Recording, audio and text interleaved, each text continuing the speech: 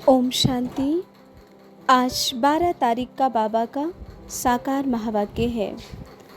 सार में है, मीठे बच्चे, धंधा आदि करते भी सदा अपनी गॉडली स्टूडेंट लाइफ और स्टडी याद रखो। स्वयं भगवान हमको पढ़ाते हैं, इस नशे में रहो। प्रश्न: जिन बच्चों को ज्ञान अमृत हजम करना आता है, उनकी निशानी क्या होगी?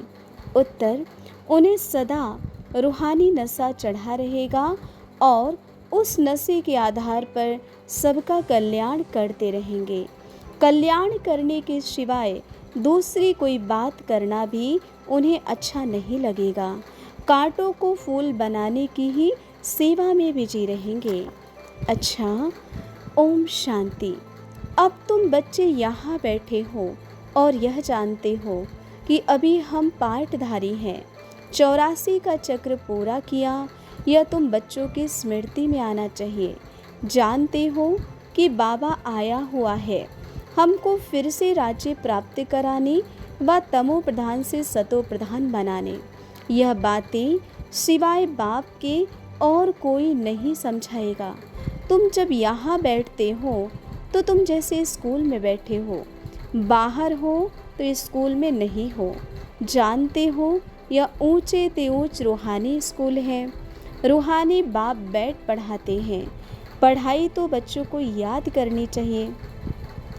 यह बच्चा ठहरा, इनको अथवा सभी को सिखलाने वाला वह बाप है। सब मनुष्य मात्र की आत्माओं का वह बाप है।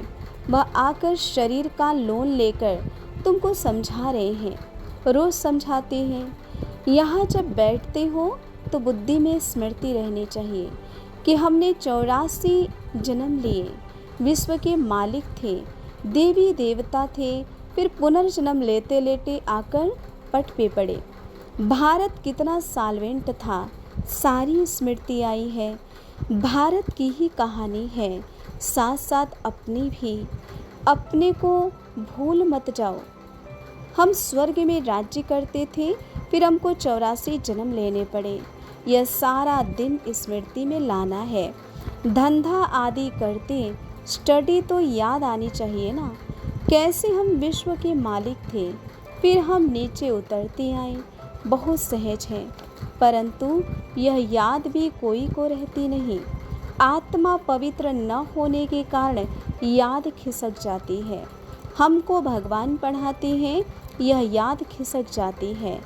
हम बाबा के स्टूडेंट हैं। बाबा कहते रहते हैं, याद की यात्रा पर रहो।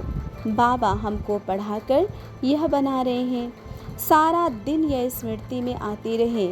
बाप ही स्मृति दिलाते हैं। यही भारत था। हम सो देवी देवता थे, सो अब असुर बने।